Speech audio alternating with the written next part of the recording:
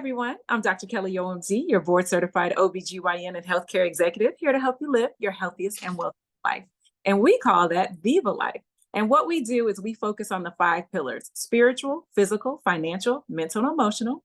And we do this through meditation, journaling, exercise, optimizing our nutrition and our sleep while we eat the Viva Life 5 foods: fruits, vegetables, nuts, grains, and beans. And if we choose to eat meat, it's going to be high quality, lean, and the best you can possibly find, which means clean. So that being said, and of course, we're going to drink our water. I'm so excited that we have our own registered dietitian here, as well as a health coach, and so excited that she is here to teach us about the anti-inflammatory lifestyle. Miss Wintana Kiros, go ahead and tell us a little bit about yourself, and then what are the top 3 things you want us to take away tonight?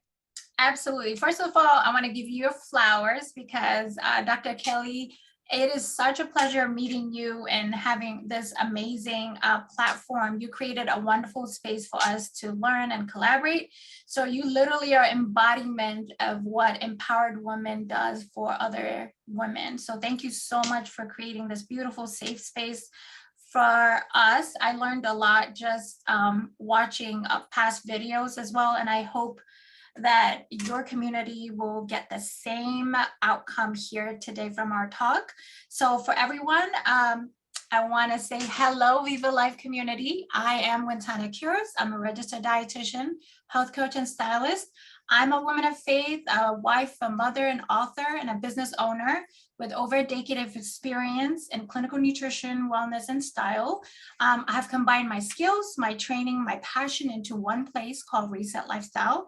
Our mission is really to help busy women, high-achieving women regain their health and confidence through nutrition education, instilling one healthy habit at a time, and updating their wardrobe so they could feel their best version of themselves.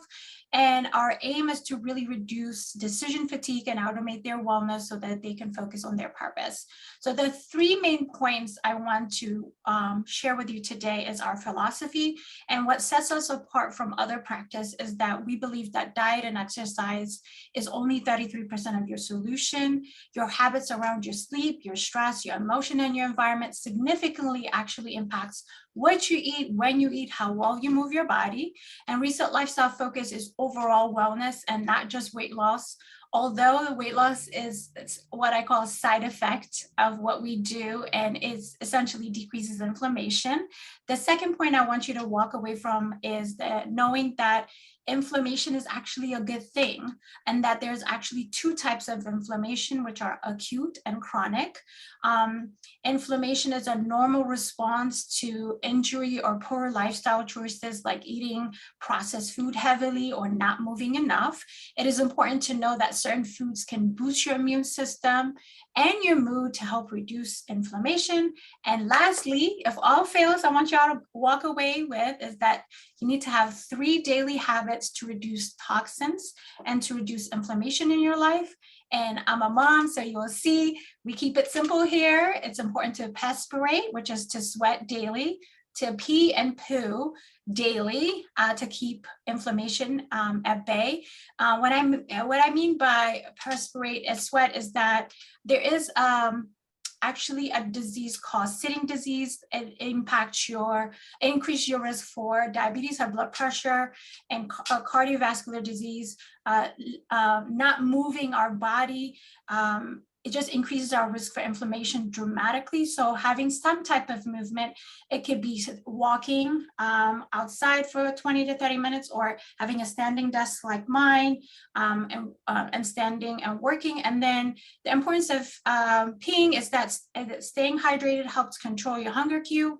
Dehydration can actually make you feel hungry when you're actually thirsty, leading to overeating and inflammation-related disease. And lastly, pooing is very important. Regular bowel movements are critical. If you're not going daily, it might mean that you're not getting enough fiber, and fiber acts as the sponge and brooms for your insides. So keeping you clean and reducing inflammation, essentially. The goal is about 25 to 30 grams of fiber per day. And for women, we just recommend about 20 to 25, or I see men in the room, we recommend anywhere between 25 to 30 grams for men. And sadly, only 7% of Americans meet this recommendation. So most people need to increase their fiber intake overall. And I have a wonderful education handout for you guys. I have a campaign called BFF, acronym, but first fiber, to encourage you to consistently add fiber at all of your meals and all of your plates. And then to always remember doing these three daily practice will significantly reduce your risk for inflammation. So those are the three big ideas that I want to share with you today. Well, I know that you are going to break these down for us. And I love how you keep it simple. You know what I'm saying? Perspirate, pee, and poo. And as an OBGYN, and I know we have some nurses in the room as well, like, this is what we want all of our clients and our patients to do every single day. So go ahead and break it down for us, the 1, 2, 3 behind living this anti-inflammatory lifestyle. Absolutely. So I will start. I think a lot of us are physicians in the room or healthcare providers, or we're going to assume none. Healthcare providers and healthcare administrators. Oh, okay. So we can talk about high level then. We're not going to super break it down here. But I like the pee poo and perspirate just because it gives things into perspective.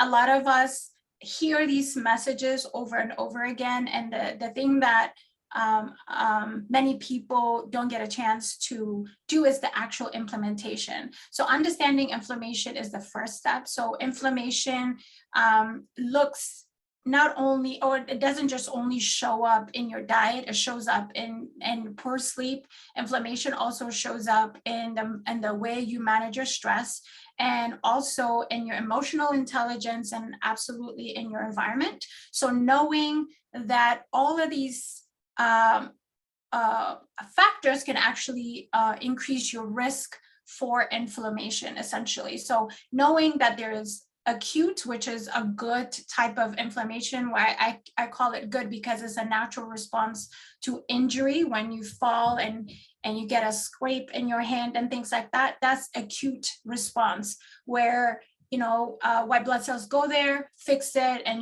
you get like a reminder scar that you had injury, but that means your body is working ongoing. The chronic inflammation I'm talking about is, have an image of something that's turned on long term, like those white blood cells are there way longer than they're supposed to. So they're causing havoc to the organs and systems inside, that they are causing free radicals, they're causing inflammation overall. And that's what we're trying to reduce through our lifestyle, through nutrition, through stress management, and emotional intelligence, and definitely environment, which is your endocrine disruptors as well.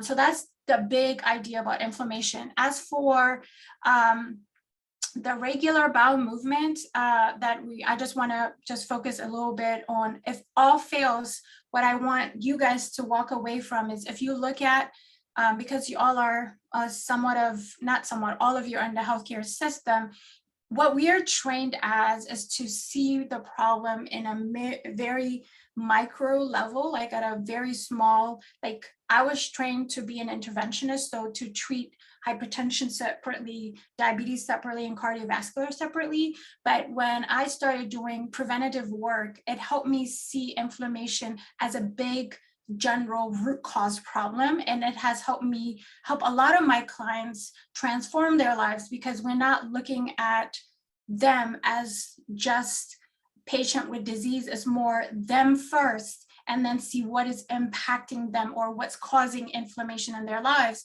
and they were able to transform their lives. So having to step back and looking at these chronic diseases that we're really trained to manage, and seeing to really like step all the way back and seeing what the root cause of the problem is critical.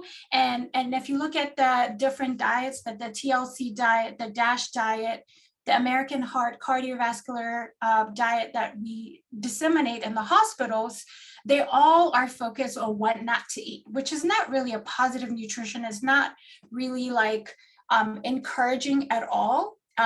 So what is a natural human being does is focus on what you're not supposed to do, right? So what I encourage is to focus on really positive nutrition and focusing on what you should add into your plate. So if you look at those 4 diets, the TLC, the DASH, and the heart diet, all agree in one thing, and that one thing is increasing your fiber intake, which essentially decreases your cholesterol, because essentially the fiber is the sponges and the brooms for your inside, where it removes excess cholesterol out of your body. And the powerful thing about fiber, and with all those 3 diets that all agree in, it makes you feel full. If you're full, you eat less. If you eat less, you weigh less. Therefore, naturally, your risk for obesity dramatically decreases. So I think as a healthcare professionals, I encourage all of us to help people just implement one habit at a time. And if you were to ask me, what I highly encourage all my clients to put all their energy is increasing their fiber intake and hydration at the same time, because you can't increase your fiber without fluids, then we have constipation. So that's one of the biggest breakdown, especially given who my audience is as healthcare providers. We know so much, and a lot of people are overwhelmed with starting their wellness journey. So if we can encourage them to just focus on positive nutrition and what to add into their plate, we will have a way more success in helping people make lifestyle changes. And essentially that's what I specialize in, is helping high achieving busy women make lifestyle changes in more manageable and tangible way. And we start with just the 3, I call them the 3 arches, or the 3 main important anchors. The 3-legged stools is you're managing their, improving their sleep, managing their stress, and improving their nourishment, nutrition. Any questions? I see there are some comments in the questions. Yes, and of course, unfortunately, 80% of my clients are women and 20% of my clients are men. So I tend to talk about women naturally a lot, but yes, I do take care of men in my clients, and they also do well because we keep the information simple and applicable and digestible, most importantly. So it's not essentially theoretical, but how do we take these practical, simple questions into everyday implementation, essentially? Any questions? So Viva Lifers, if you have any questions, you can go ahead and raise your hand, or you can put it in the chat. And just to let you know, we have some more non-medical people coming in, but they've been a part of the Health Hub. So they've been listening to a lot of different information. So they're almost like, almost there with us on the healthcare administrators and healthcare providers. So I just don't want to leave them out as well. But you are explaining things such a way that we can all, no matter what our background is, we can all understand it. And I think one of the biggest things is making sure that we're actually following the recommendations. So, if you wanted to go into some of the things that people, like you said, the positive nutrition, if you wanted to go into that, or, stick with how you are presenting, either way works. Yes, absolutely. So positive nutrition is really focused on what is the thing that you need to do more of to encourage self-efficacy, essentially. So clients are empowered, and that they are the drivers, essentially, in the car to their wellness journey. And we, the healthcare providers, are more of a humble guide, because I've noticed when we educate, and empower our clients, they have the willpower to do more for themselves than rely on us all the time, essentially. And so even in the model that I've seen work is that I see clients thrive in the idea of decreasing inflammation versus managing chronic disease. So when I'm talking to them, to my clients, the focus is you, the whole person. What seems to be the barrier from you achieving your ultimate goal of wellness, essentially, right? Helping them do the 6 pillars of health that impacts our inflammation again, which is nutrition and diet being only 33% of your wellness, but the other 4 things that are, I call them elephant in the room, that we don't really get to talk about in the doctor's offices and things, because we only got 15 minutes to manage a whole bunch of chronic issue, is the importance of helping people see their sleep matters. Because if they don't sleep, the study shows that they have the tendency to eat 500 calorie more, they crave sugar, their hunger hormone, ghrelin and leptin, ghrelin, which is your hunger hormone, and leptin, your full hormone, is off. So sleep directly impacts the food even selection that you crave, because you crave sugar because you're tired, essentially. And stress, a lot of us don't really think stress is connected to nutrition. It is connected with everything, because what happens with stress is cortisol, the hormone cortisol, thinking you are in danger and fire, running from a problem, is constantly releasing glucose into your bloodstream, but you're not using it, right? So guess what? That happens. That is then stored as fat, right?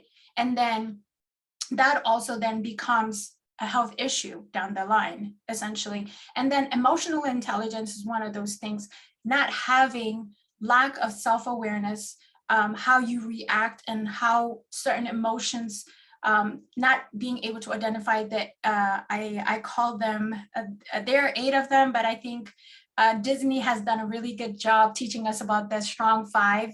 The movie Inside Out, highly suggest. It's a cartoon Disney show, but it really does a good job in educating us about our emotions. Part 2 came out recently. I am looking forward to seeing it. But just being aware of our emotions and how they really dictate what we eat, when we eat, and how well we eat also is important.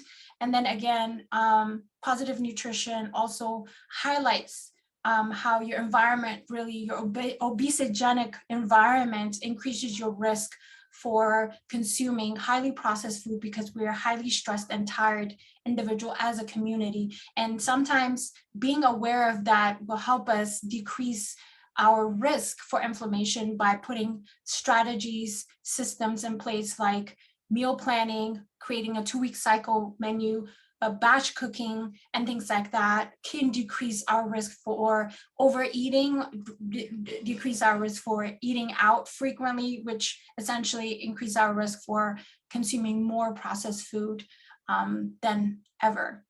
Awesome. Thank you so much. It looks like Talbot has a comment. I recently listened to a podcast discussing the significant impact of dietary fiber on brain function in older adults. The episode highlighted how fiber intake can enhance cognitive test performance and help prevent cognitive decline as we age. Any comments on that as far as, from a dietary standpoint? Oh, a lot. I have a lot to share. So the brain and gut axiom is where that information, that study is connecting it to. So what we know is that when we support a good microbiome in our gut, where do you think serotonin is produced? In your brain or in your gut? Where do you think 90% of serotonin is produced? In the brain or in the gut? So 90% of serotonin, our happy hormone, is actually produced in our gut. So when we support our gut health, we see a significant improvement in our microbiome. So when our microbiome is essentially balanced, what happens is that the bad microbiome production decreases tremendously, essentially. Therefore, our secretion of serotonin increases, our dysbiosis, bad bacteria overtaking good, decreases, and that's where all the cognitive improvement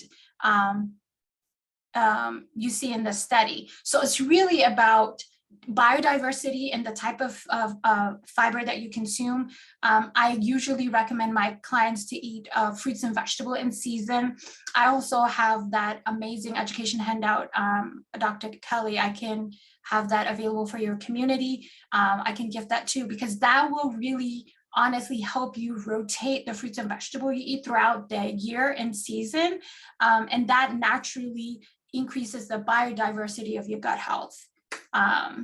So yes, so great point. I love sharing the brain and gut axiom, because funny enough, when I help my clients increase their fiber intake, their mood tremendously improves as well.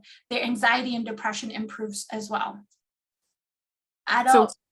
So what are some of your favorite sources of fiber? I know you talked about fruits and vegetables, but since we're talking about a positive. Yes. So here's how I automate my clients, because they're like you, high achieving, busy people. So here's what you do. This is the secret sauce. If you can just get 2 tablespoons of chia seed in the morning, however you add it to your smoothie, to your oatmeal or whatever, that automatically guarantees 8 grams of fiber immediately. So the way I break down this strategy of increasing your fiber is specifically aiming 8 to 10 grams of fiber at breakfast, lunch, and dinner, and you immediately, without thinking about it, will get your fiber. And the next thing is half a cup of beans, of any kind of beans, will give you 6 to 7 grams of fiber. Some of them actually will also give you 9 grams of fiber. So having beans in your diet, adding it into your day, a cup will automatically, between the chia seed and 1 cup of beans, you can just automatically always meet your fiber needs. So most people think like vegetable, like salads and things are a great source of fiber, but they're not. If you look at the fiber content of food, the higher content of fiber is found in fruits and berries specifically, especially raspberries. And then, so starting your morning with some type of berries, because that is also aligned with the MIND diet, the Mediterranean and DASH diet, and decreasing and improving mental health as well. So I usually automate that decision by saying, okay, always start your morning with some type of berries. Okay, because berries will give you a higher fiber sources of food as well in the morning. And then at lunches and dinners, you can focus on beans, because you can literally roast your beans to be replacing them for croutons, essentially, right? And in my book that I wrote last year, there's a really good crouton, like a chickpea roasted recipe, where you can roast the chickpea and it can last you the whole week. That you could add it to like half a cup to your salad. So that immediately you are able to get your beans. And then having like 1 or 2 another serving of fruit. So having 2 servings of fruit in a day, having an apple or a pear for a snack with some type of nut butter or cheese, low-fat cheese is a great snack and a great way to get in your fiber in a fun way. I love it. And so we had another comment. Thank you so much. Sure. Comment about adding Turkish figs and flax seeds, and I have dates. I eat a date or 2 a couple times a day. So what about flax seeds and figs, dates? What are your thoughts on those? I love those. So the dates, I usually limit them to 2 because they're tricky and added sugar. They're just natural sugar, but they tend to be a lot. Some people, like from my experience, some people eat them like willy-nilly, like 2 dates is like eating a slice of bread, essentially. So people can sit there and eat 6 dates because they're so small. They're full of pack of flavor. No one's in one sitting eats 3 slices of bread essentially for a snack, right? So just being mindful of the portion sizes of dates. Flaxseed is a great one. It's just not as high. So 2 tablespoons of flaxseed is just 4 grams of fiber, as compared to chia seed is 8 grams of fiber. So flaxseed is great. And the thing about chia seed and flax seeds are they give you 2-for-1 deal. They're a great source of omega-3 as well, which is an antioxidant. So it's a great way to get in your fiber and antioxidant and healthy fats and protein. So those are like your superfoods if you should all have in your pantry as a way to decrease inflammation with no like cooking required. Anything that I just shared right now, you don't have to cook any of them. They already are ready to go and just dump, literally. We don't have to complicate this, essentially. I love it. So, one of the things that we focus on is fruits.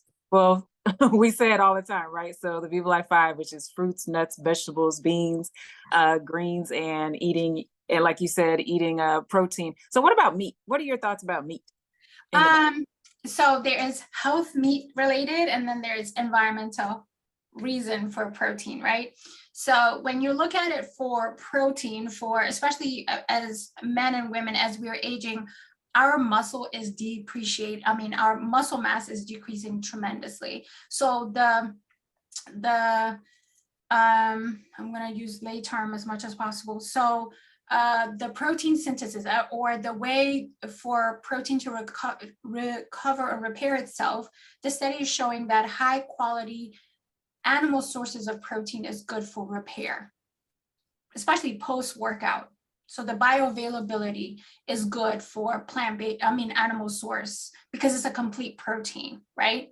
But there are some complete protein sources like quinoa, edamame, soy are complete essential 9 amino acids, which are also good.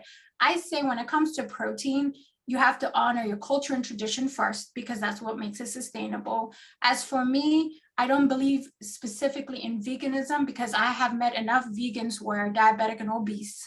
So it's really about like the quality of food and the ingredients that you eat, essentially, right? So I'm the ultimate flexitarian that you will meet, because like you said, if you choose to eat protein, pick higher quality protein, essentially, if we're going to do animals. But because of my gut health, I can't do a lot of specific beans. So I do higher quality protein, and I rotate. I do plant-based meatless Monday, option Mondays, Tuesdays and Thursdays are fish, and then Wednesdays and Fridays are lean chicken, or lean pork, or lean lamb, and sometimes beef, but not really. I'm originally from East Africa, Ethiopia, so we are the ultimate flexitarians, guys. Like 280 days out of the year, we're fasting and we're vegan, and the rest of it at time, we eat meat. But it's not the majority of our diet, it's the minority of our diet, essentially. Well, I just love learning something new about your culture. So that is beautiful. And, you talk about biodiversity. That's one of the things when we bring people on, we like to bring on diverse backgrounds, cultures, and everything so that we can speak to so many different people. So thank you for that answer. Quick question. So people with gluten allergies, I have lots of friends that have gluten allergies. What are your recommendations of what they should eat? Absolutely. I'm going to be, add me to that group of friends. I'm also gluten sensitive and allergy tested, is blood work done. So avoiding it is very important. So gluten protein actually impacts your gut lining. So if you don't avoid it, it's like having a open scab on your skin and going to the beach. You know how if the sand goes there, rub it, it's painful and it doesn't recover and heal. So I want my gluten-free people to take this as a serious thing, not a suggestions. Some people think, just have some. No. If you are fully diagnosed gluten sensitive allergy, you really have to allow your gut to really heal. So there are so many, I definitely say, make sure you're getting adequate vitamins, multivitamin on board, because most gluten-free products are not fortified. So some people miss thiamine, for example. So having a good fortified, being on a multivitamin, highly recommend, because a lot of the whole grain foods are fortified with thiamine as well. But we don't get that in gluten-free options. So just to make sure of that, but also there's so many Simple Mill is a great company that you can literally never have to leave and find something else. Partake is another amazing Black-owned company that has gluten-free, all allergy-free cookies as well. So even Fun Food is available for us now for people who are gluten sensitive. But I definitely say prioritizing healing your gut and staying away from it. And I promise you, you'll feel so much better. Your bloating is going to improve, your energy is going to improve, your mind fog is going to improve when you heal your gut. So the secret sauce to decreasing inflammation is really optimizing your gut health. Remember how people say, trust your gut? Literally trust your gut to improve your to reduce your risk for inflammation and also to live anti-inflammatory lifestyle. So I teach anti-inflammatory diet, but my whole philosophy is about the lifestyle is way more important than just focusing on your diet, because those other things are what really dictate what you eat, when you eat, how well you eat, and how well you move. Love it. I love it. Thank you so much for answering our questions, as well as being so engaging and giving us, not just tidbits, but gold nuggets about things that we can do to have a positive nutrition so we can optimize our sleep, so that we can also optimize our health and our wealth and well-being. So that being said, can you just give us a little bit about yourself and how we can get in touch with you if we'd like to? Yes, absolutely. Again, my name is Wintana Kiros. I'm a registered dietitian, health coach and stylist here at Reset Lifestyle. You can find me at Reset Lifestyle website and at social media as well. You can follow us at resetlifestyle.com. And then you can, we will be providing amazing resources and tools to Dr. Kelly's team. And if you're not already subscribed to her mail list, please do, so that you can have access to our resources that we'll be providing today. And then we always offer at least 1 or 2 recipes every month if you want to go to our website and join our mailing list. And we also have expert interviews in our community as well, to empower you, educate you, and equip you so that you can live a purposeful life as well. Love it, love it, love it. Y'all already heard she's got it. She's EQ too. So we're educating, encourage, and inspire, and you're educating and equipping us. So we're so excited about that. So Viva Lifers and our guests, thank you for being on here tonight. I'm Dr. Kelly OMD. You can reach me at www.drkellyomd.com, as well on Facebook and Instagram at Viva Life Health Hub and at DRKELLYOMD. That being said, we're going to sign off here, but our Inner Circle Viva Lifers, if you wouldn't mind staying behind just for a few minutes, we have a special gift for our Inner Circle members. And for our guests, when you want to become an Inner Circle member, go ahead and choose an experience so that you can hang out with us in the Inner Circle. Have a wonderful day. Viva Life. All right. Thank you for being a part of the Viva Life experience. I'm Dr. Kelly OMD, board certified OBGYN and healthcare executive. If you like what you heard, then please go ahead and like, share, and subscribe. The reason why is because we are trying to educate, encourage, and inspire 1 million people to live their healthiest and wealthiest life. And this is what we're bringing you. We're bringing you educational videos. We're bringing you podcasts. We are bringing you webinars with subject matter experts, including myself, about the topics that affect you the most. So go ahead, like, subscribe, and share. We are everywhere. Have a wonderful day. Viva Life.